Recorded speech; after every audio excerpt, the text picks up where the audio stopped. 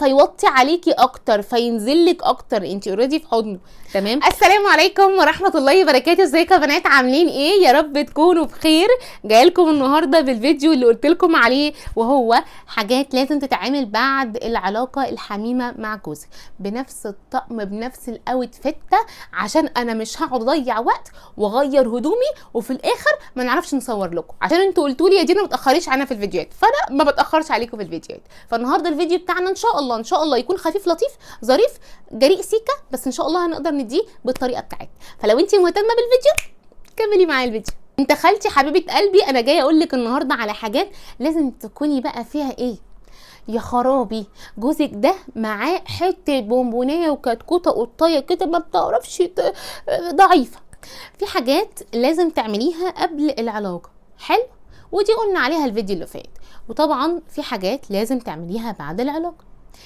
لعلمك ان الحاجات اللي بتتعمل بعد العلاقة هي اكتر حاجات بتحبب الزوج فيكي وبتخليكي حابة الموضوع ده.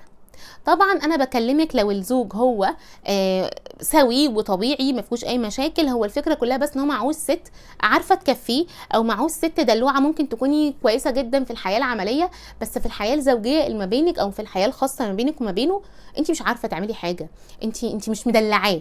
في فرق ما بين انا راضيه وفي فرق ما بين انا مدلعاه. يعني مشقلبه في الاوضه، راضيه له سلام عليكم وعليكم السلام، جاهزه النهارده يا حاجه؟ اه والله يا جوزي جاهزه، فيلا السلام عليكم وعليكم السلام، خلصت؟ طب تصبح على خير عشان انا بكره الصبح عندي شغل، انا بكره الصبح عندي غسيل، بكره الصبح عندي عيال عايزه اوديها المدرسه. لا، فهو الزوج مش عايزك ست تكوني مرضيه، عايزك ست تكوني مدلعه.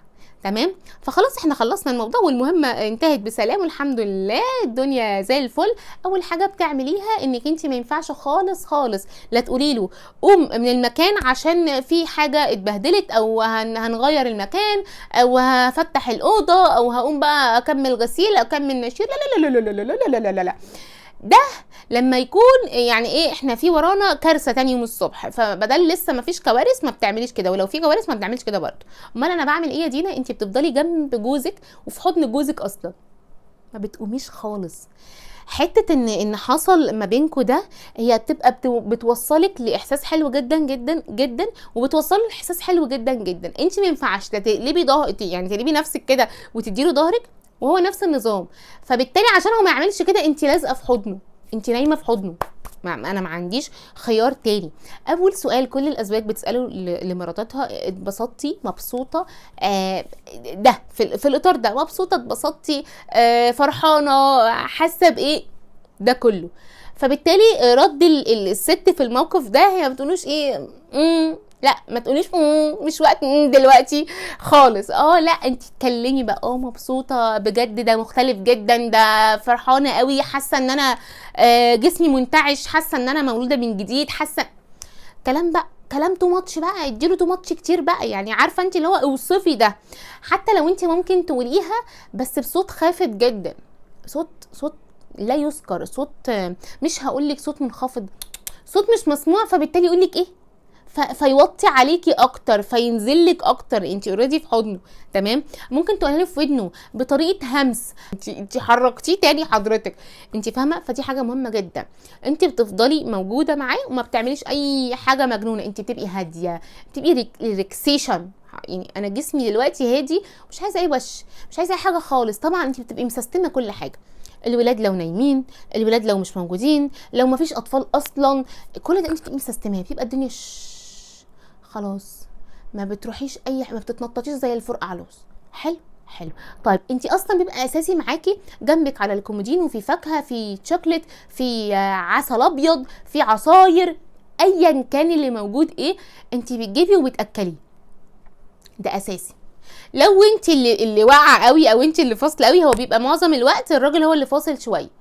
لو انت اللي فاصله هو اللي بيعمل كده، فطبيعي بيكون في جنبك وجنبه، يعني لو على حسب بقى، يعني على حسب المعركه هتخلص على مين في الاخر، مين اللي هيبقى خلصان. تمام.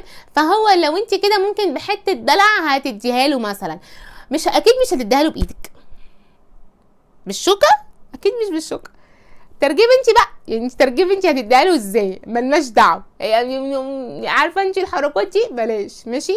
فانت اديها له، دي طريقه من الطرق، هيحس ان في فرق، هيحس ان في حاجه حلوه، هيحب الموضوع اصلا، هيحب ان هو يكون معاك. النقطه اللي بعد كده اللي تعمليها بعد الموضوع ده، وهو ان انت مثلا لو هتقومي تخشي التويلت، ده اساسي طبعا، انا مش عايزاكي تعملي قفز رباعي، انت ما كنتيش بتلعبي وثب يعني، بلاش. انت بتفضلي شويه على ما تقومي. هتقولي لي ازاي؟ هقولك عايزاكي ليدي جدا، انا مش هقدر اوضح اكتر من كده، اقسم بالله تفتحي دماغك معايا.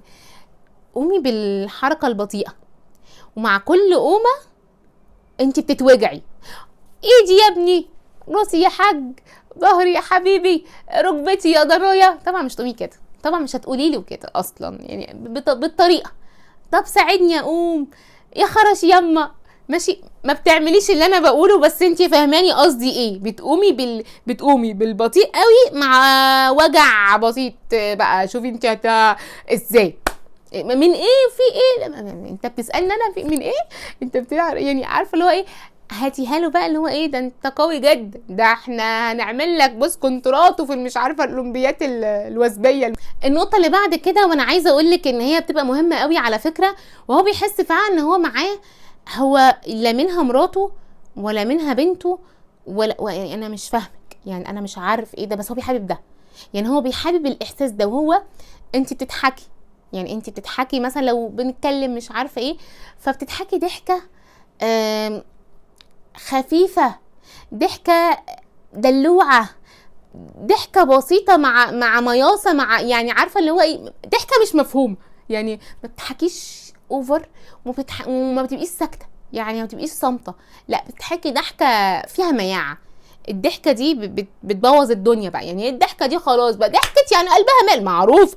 اللي بعد كده هو انك انت بتعبري عن احساسك، انت بتعبري له المعركه اللي كانت دايره دي قد ايه يعني كانت حلوه، وحسيتي بيها في ايه. ولو في حركه جديده انت بتقولي عليها دي حلوه جدا، اوعى تقطعها، اوعى تمنعها، كررها كل مره. ويا سلام لو في حركات جديده تانية، انا ببقى مبسوطه بده، الموضوع ده بيخليني انا فرحانه، وفي نفس الوقت وانا فرحانه بحب ان انا ابسطك وافرحك انت كمان.